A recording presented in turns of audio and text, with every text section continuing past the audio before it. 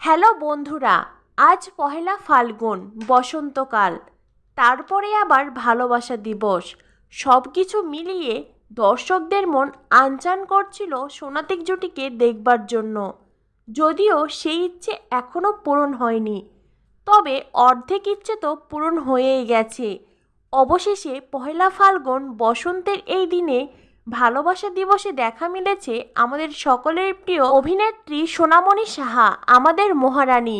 নিজের ফেসবুক আইডিতে হলুদ শাড়ি পরা কতগুলো সুন্দর ছবি শেয়ার করেছেন অভিনেত্রী, আর তার ক্যাপশনে লিখেছেন সরস্বতী পুজো নাকি ভ্যালেন্টাইন।